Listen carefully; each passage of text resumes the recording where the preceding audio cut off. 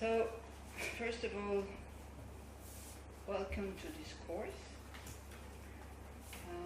which will be, if you have never had anything like that, it's kind of jumping in the deep end, because today and tomorrow it won't be that difficult, but then on Saturday when we look at Bodhichitta, and definitely then the next weekend where we look at these instructions.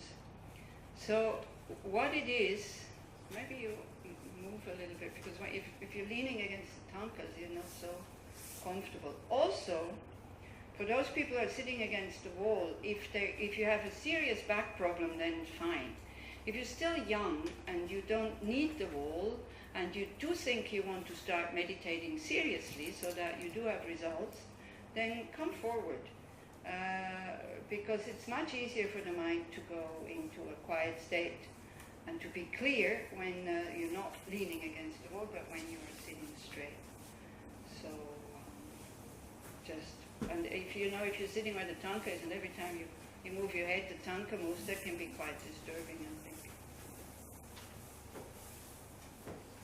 So especially if you're at the beginning of your practice, it's really worthwhile to put an effort into sitting properly, and you will notice it if you have been sitting on the floor with the back free, and then all of a sudden, like me, you have to go on a chair. It makes a huge difference. Now, I'm not saying you can't meditate on a chair, that's fine, but it is better, especially you're young, you have many years of meditation practice before you, so put some effort into sitting properly with a straight back, and even try to get the knees down by doing some yoga exercises or something like that. It's worthwhile. Okay. Then you're free people. If you want to lean against the wall and you go like, I don't care what she says, that's also fine with me. You're grown-up people, I'm not your mom, I'm here to tell you how one could do these practices, and then if you're happy with that, then that's fine, and if not, it's also fine, we can still remain friends. About the silence, did we talk something, did we say? Just mention it, please. Well, I don't know, what were we going to do? Huh? Up to you. It's up to me, okay.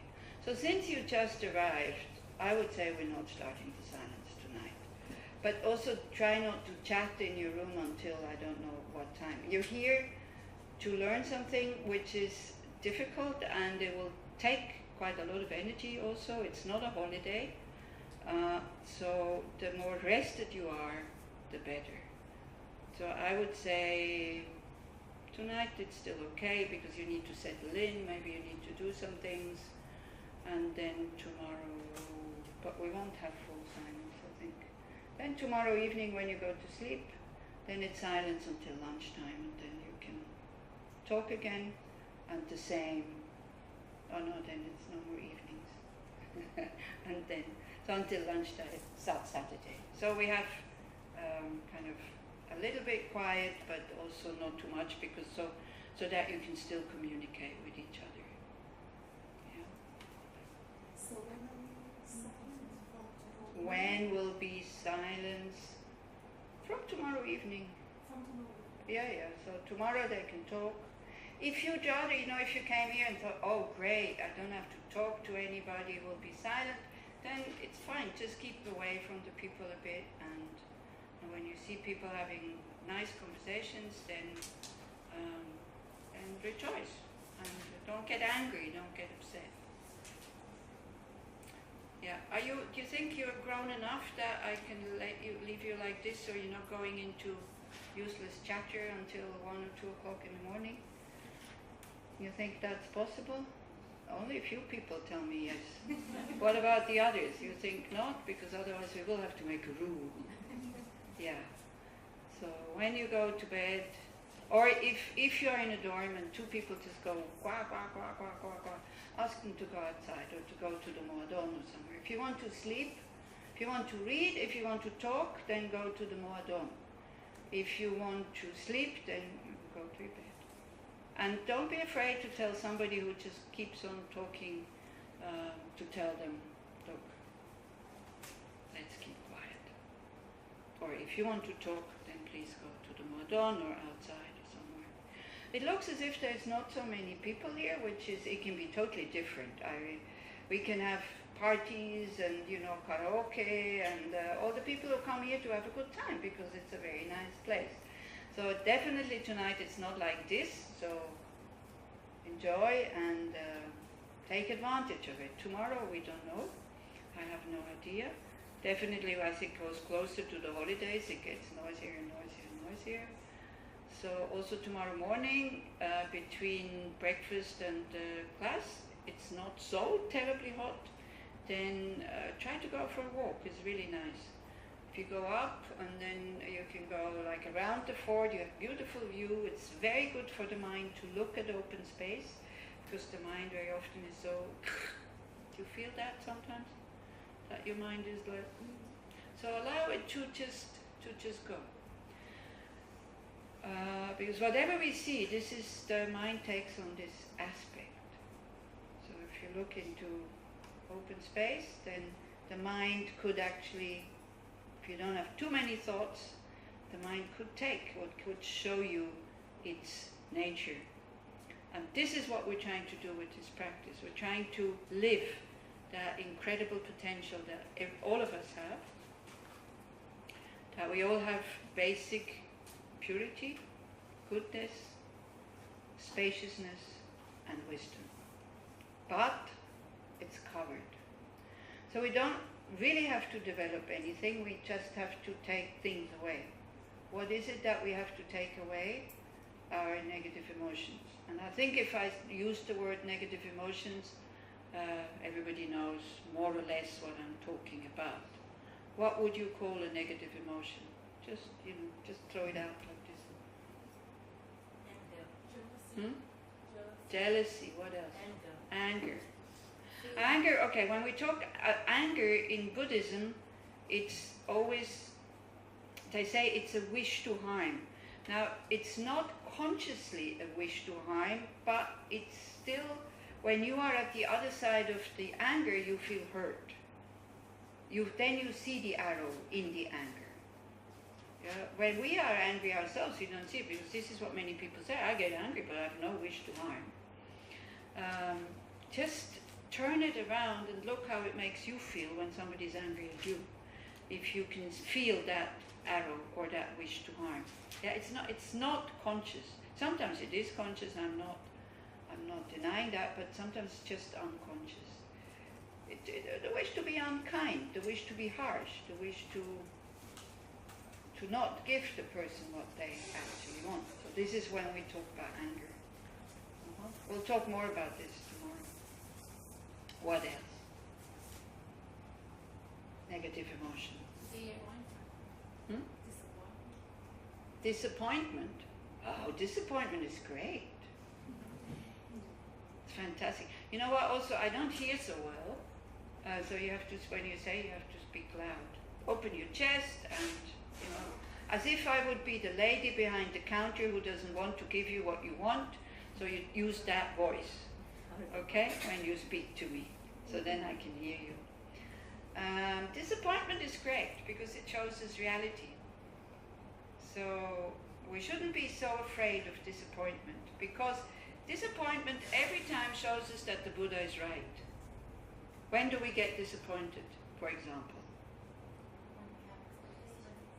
When we have expectations. So what kind of expectations? Attachment, we want something. We want something. I think we can sum it up. We want the world to do what I would like the world to do. And then if that doesn't get fulfilled, then we're disappointed. The German word for disappointed is Enttäuschung. And Täuschung means deception.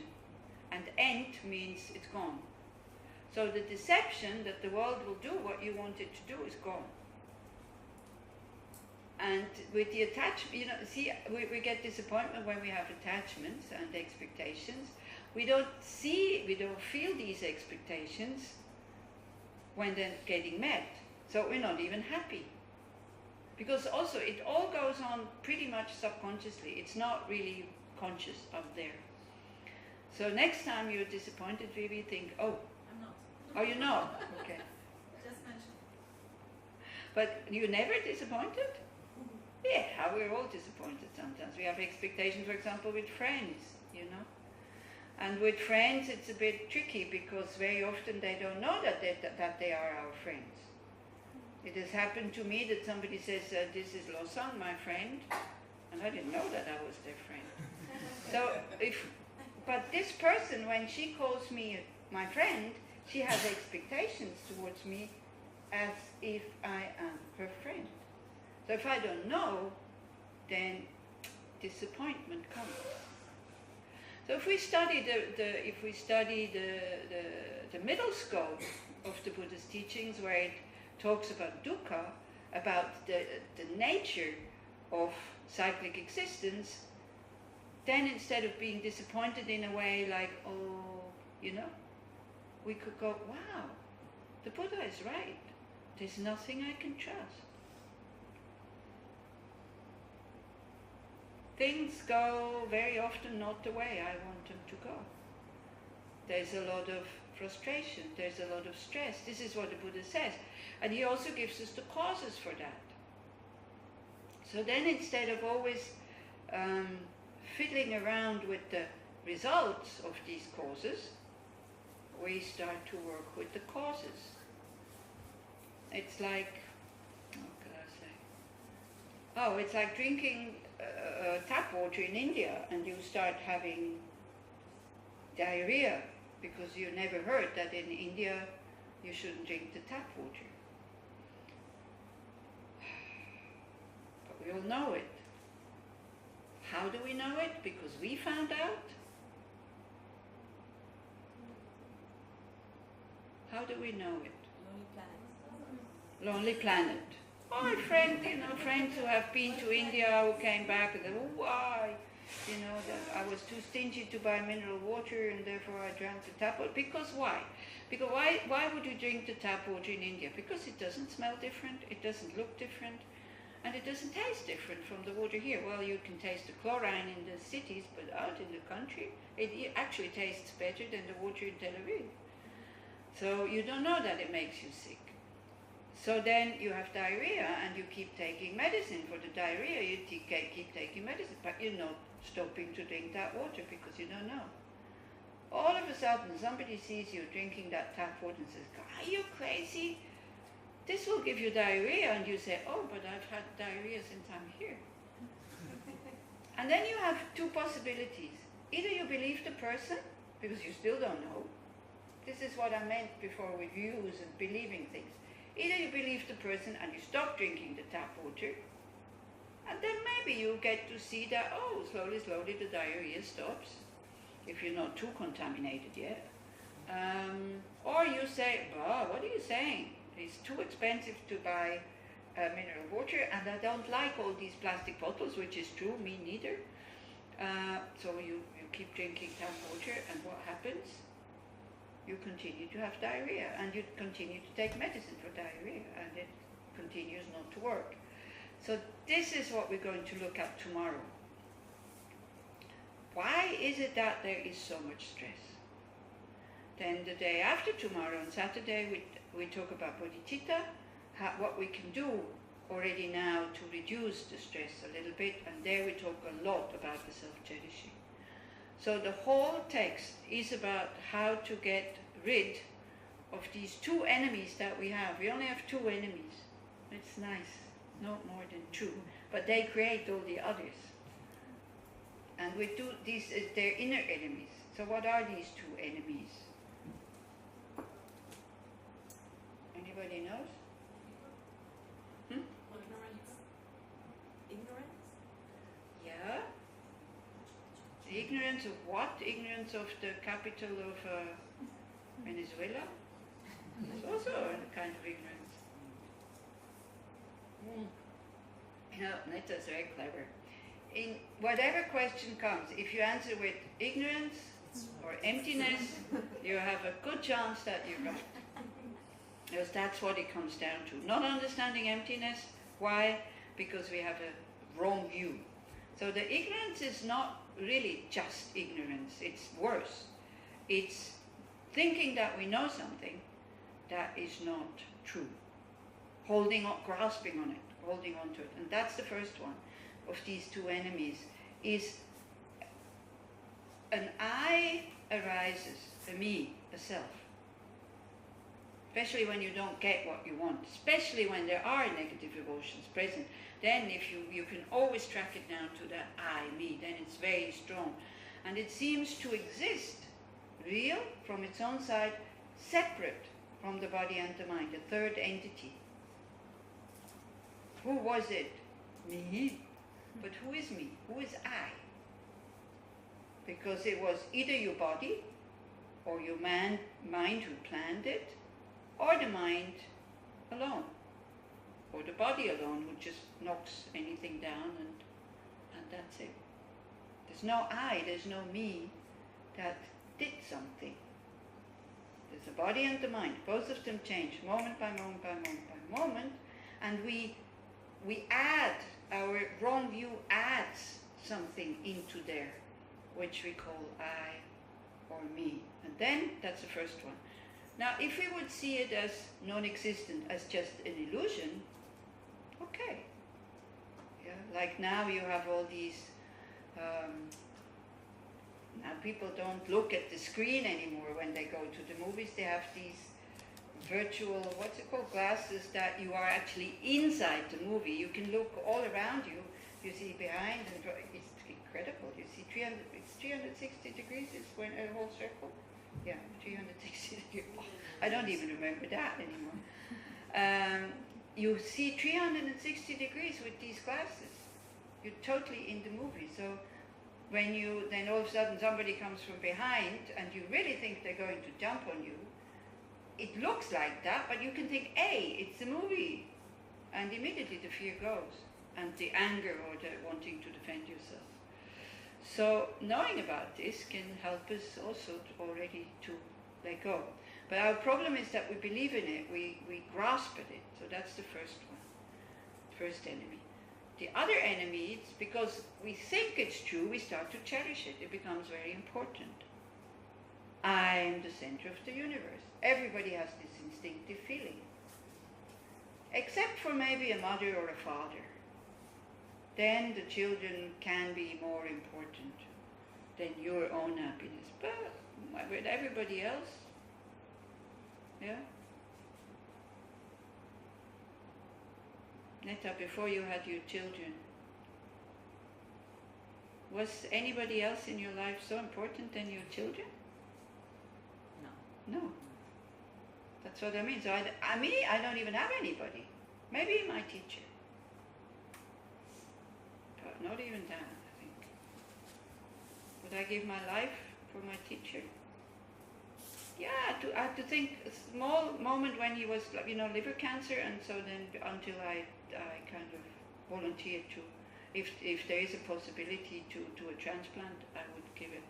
But I had to think first. Few minutes. So with the child, I think there wouldn't be any hesitation.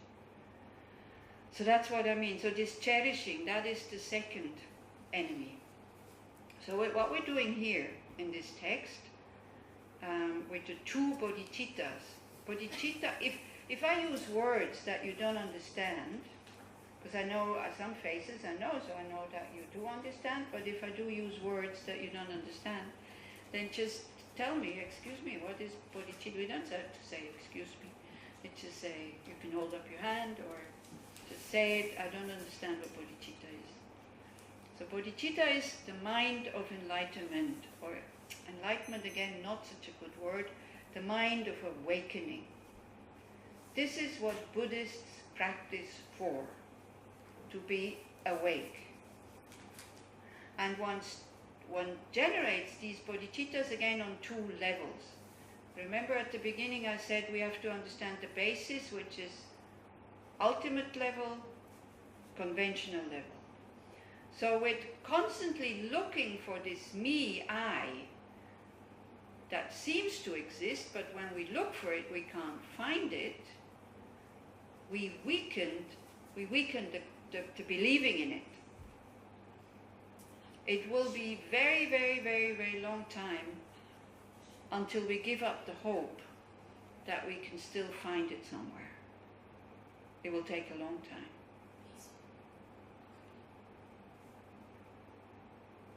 So it's the dolphin. I think you can switch it off now in the class. It's okay. So, so studying emptiness, or how this I, we can't know how it exists because it doesn't exist. So I cannot know how a sky flower exists because it does not exist. So this is it. This seemingly self-existent I has never existed, will never exist, and does not exist now. It just seems as if it exists, like an illusion, produced by these virtual glasses that we call ignorance, projecting it. And it projects a lot of other things, that ignorance or these wrong views. By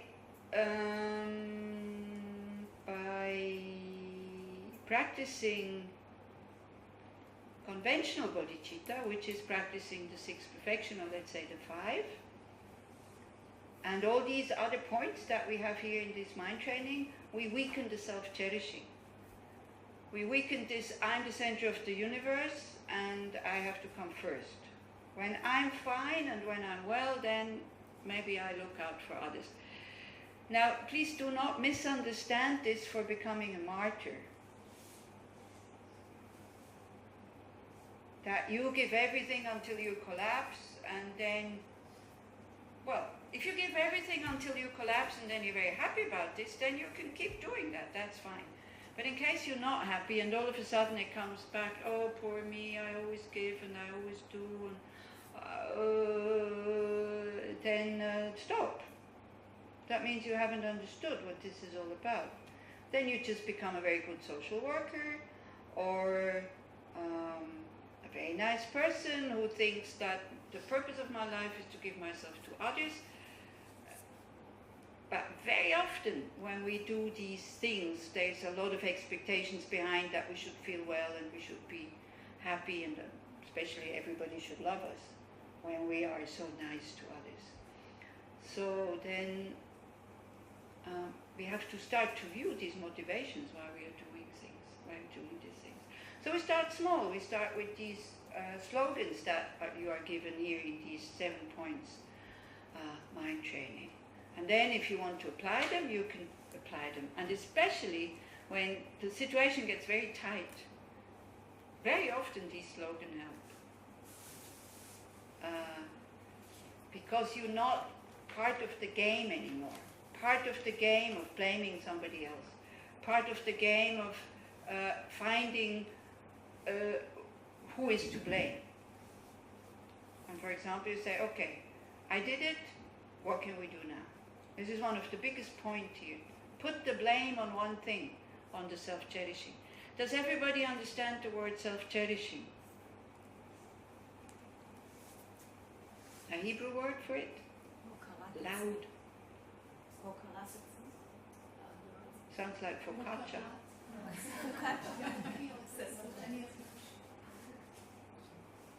Yeah? Okay. Like that when you are, I'm the center of the universe. My happiness is more important than others. And not just that, if you don't harm anybody with it, pretty much okay. But very, very often, we are so concerned about fulfilling our needs that we are not concerned what it does to the other person. Like if somebody steals your possessions, they're not concerned about your happiness.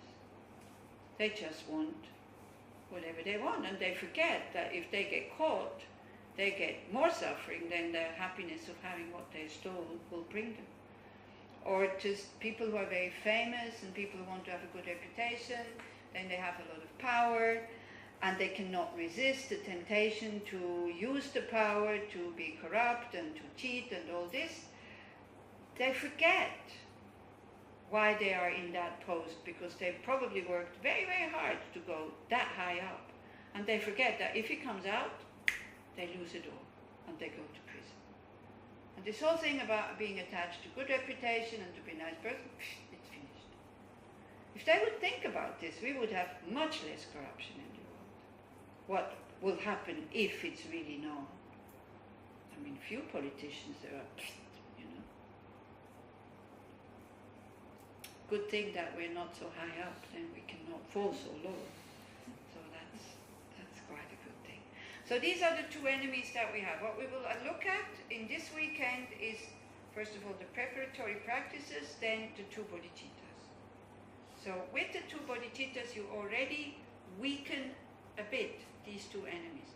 We're studying about how this I or me does not exist, studying about emptiness, and learning how to be able to have an open heart towards others, as if they are just as important as you are. So if you want to practice these things, yes, you will have to give up on a few things. And then you have to have enough courage to just try it out and see if it's worthwhile. Because you will suffer at the beginning. You cannot approach these practices with the hope that it makes you feel good right from the beginning. Because I hear comments like this when somebody says, I practiced the 8 verses and it made me feel terrible. I said, good, it works. And he thought, no, it doesn't work because it made me feel depressed. I said, well, then you can go and look for the I if it makes you feel depressed. Because then it's the strongest. Your ego will rebel. This is why sometimes these practices are called, the practice to overcome the demon of self-cherishing. Because it's the self-cherishing that creates all the suffering.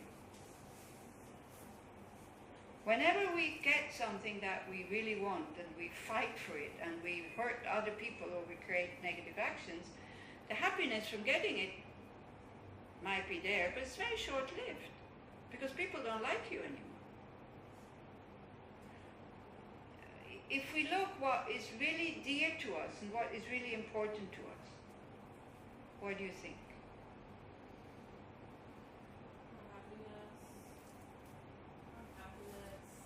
Happiness, okay, that's very global. It's not. I can also be very happy if I rob a bank. So. Our family. Family, relationships. Mm-hmm. What else?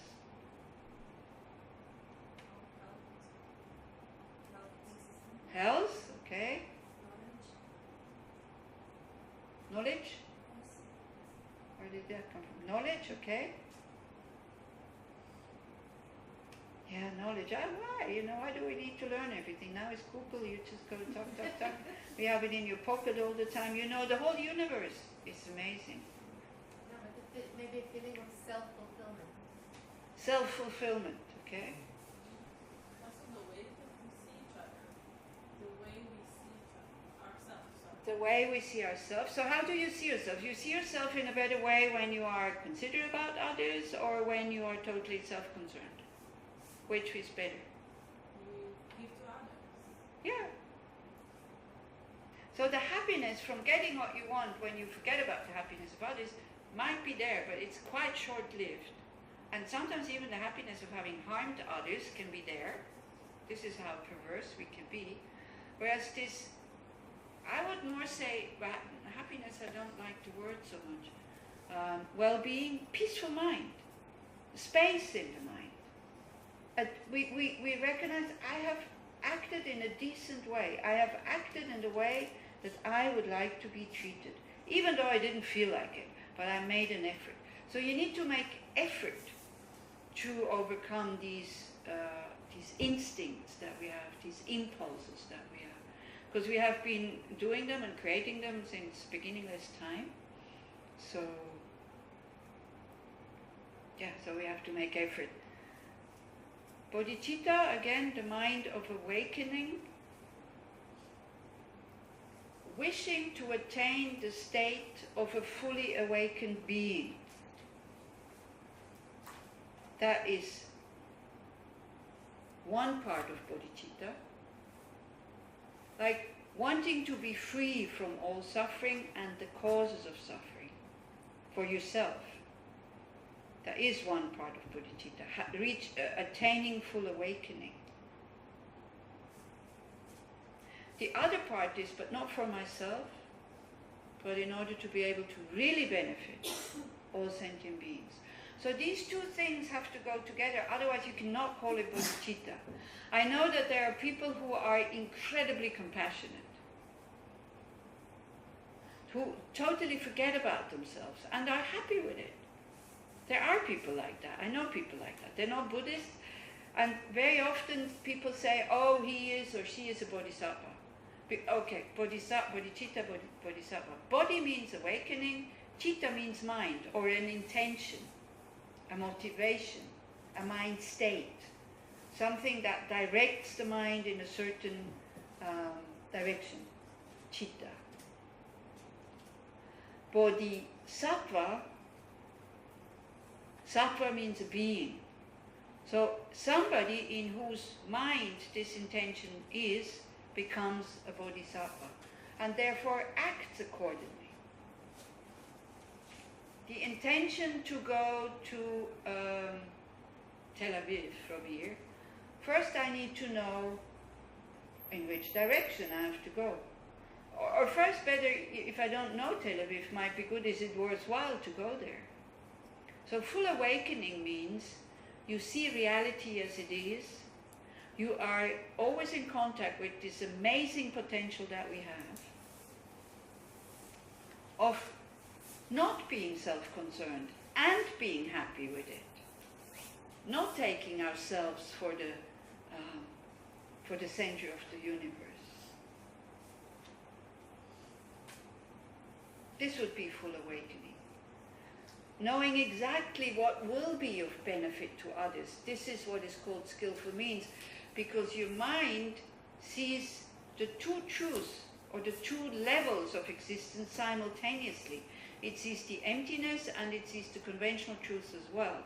So through these practices, and don't think that this is an easy thing. If you think, oh wait, I came here to have full awakening, so Saturday evening I go home and task is done. It's not like this. They talk about many lifetimes to attain that state. But it's okay, we have time. You know, if I have a strong wish to go to Tel Aviv, there's no car, there's no helicopter, there's no horse, there's no bicycle. So I can sit here with that wish and wish and wish and hope and get more and more desperate because I'm not in Tel Aviv. Or I can start walking. The stronger the wish, the stronger the intention that I really need to do that, the quicker you get there and the more you check if you are really on the right path. Now if I just want to go there for pleasure, probably I don't even reach Nahariya and say, oh, it's too hot and it's too far and Yechiam is okay, I come back up here. If I'm sick and I know that the only doctor that can cure the sickness is in Tel Aviv, I'm not interested in the beauty of Yechiam anymore at all. So if we understand how dangerous it is to keep these negative emotions who create all the karma for our future suffering, then we will start to go on the path. So for that, you already need to know quite a lot of things before you even start with the path.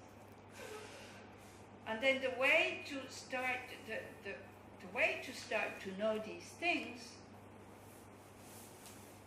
is by first hearing about it. And hearing about this, especially if you knew, if possible, open-minded. Do not be afraid. I'm not here to convert you. I'm not here to convince you that this is the only path. For me, yes. For me, it's the only path. But that doesn't mean that for you it should be the only path. You have to check out. But in order to check it out, first you have to hear what is being taught. And I'm afraid one weekend is not enough. You have to hear these things a few times until you see the puzzle falling into place and you see the whole picture. So that needs quite a few weekend courses. And if you can, maybe, join a study retreat, a study group or something like that. Keep reading books, have discussions with other people who do the same thing, and keep coming to the classes. Not just Dharma Friends, there's a lot of other things happening in Israel. We're very lucky, in this short space here, you have very high teachers coming. So the first knowledge or the first wisdom that we attain is through the hearing or reading. And then instead of from the beginning going, oh, this I don't like, and this I don't like, and this I don't like, try to keep all the pieces that I give you. Because if you start to throw out the pieces that you might like at the end of the whole thing, and you see that you need them to finish that puzzle, they will not be there, and they will never fit.